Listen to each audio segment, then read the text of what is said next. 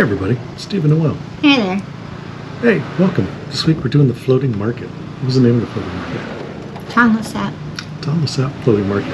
About an hour out of Siam Reap Cambodia.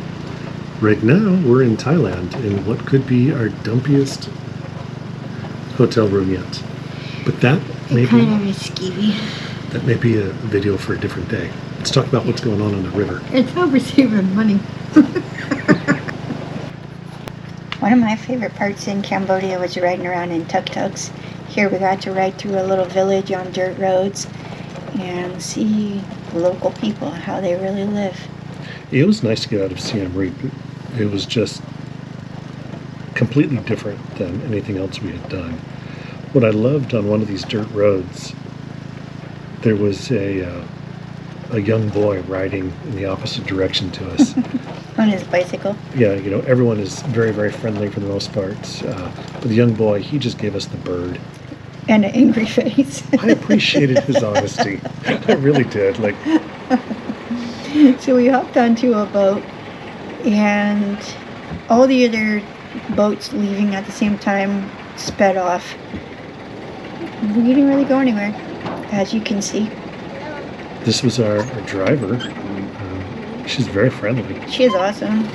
She's a badass. She's a badass. I can't remember. Like, it seems like her socks had like Disney characters or something on them. I can't remember.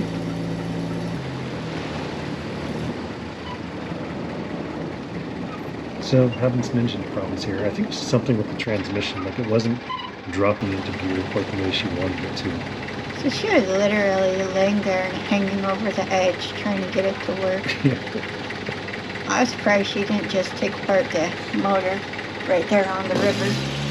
I was trying to keep my mouth shut because I didn't want her to come back and kick my ass. Oh, she would have. God.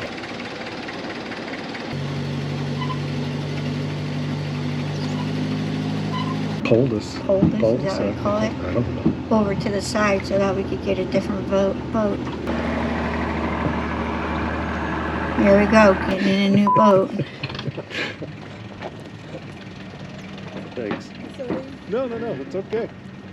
Before we got on the boat, she wiped down the seats for us. Yeah, because it's pretty dusty. Clearly hadn't been used in a while. That was scary. I love seeing this here. Like, she's just like wedging her old boat in between the boats that are already docked there. She's a gem. Yeah, look how torn up the side of the boat is there from this exact thing. Yeah. So just jamming the boat in there. But it wasn't my boat, so Yeah. is that here? She tied it up and off we went. You do you. This is some kind of like anchoring system we have. It was really kind of curious to me. I'm not honestly sure how it worked. But that was what everybody was tying off to. So once we got the boat fixed, once she fixed the boat, then we started going upstream. So one of the challenges here really was she didn't speak any English and we didn't speak any Cambodian. So it wasn't really a tour, but more of a drive. This was a boat ride. Yeah. And once we got out and started looking at it, though, I was like, this is like Louisiana. Yeah, it was just like Louisiana. We took a swamp tour a little bit out of New Orleans a couple years ago, and it was just like this. Yeah, even houses, the houses on stilts, yeah. Not so many houses in that swamp, but the same. We saw a lot of fishing boats where they were reeling in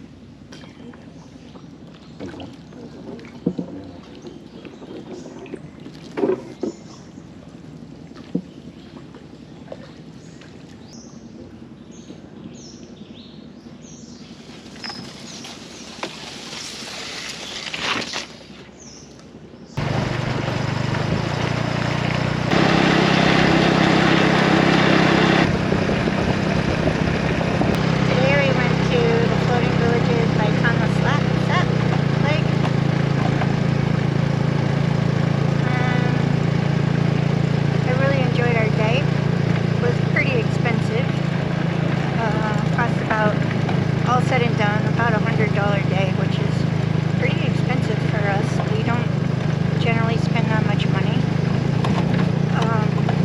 Cost about $25, 20 quoted, $5 tip for the tuk-tuk driver, who we really like a lot, and cost us $30 each for the boat rides.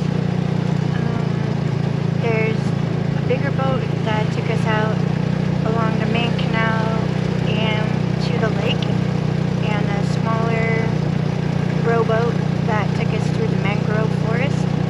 That was probably my favorite part. Our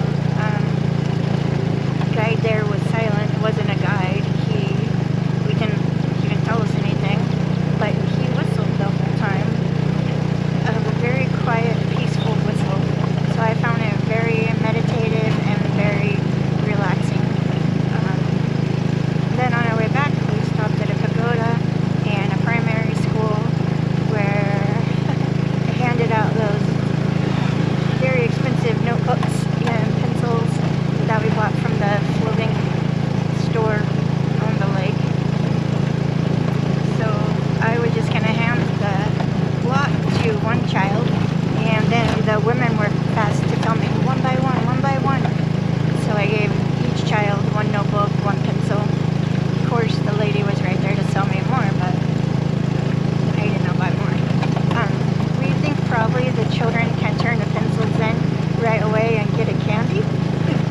And then they just bundle them back up and sell them to the next tourist.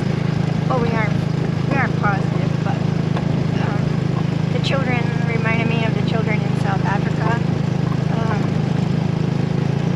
Our friend Father Peter had an orphanage there, and the children were kind of the same, like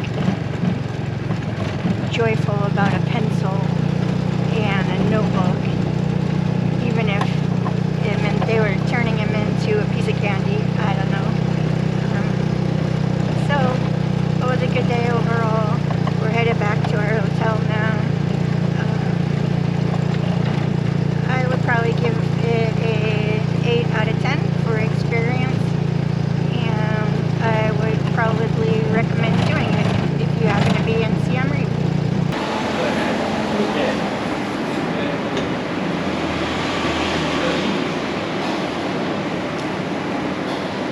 Flavor's really good.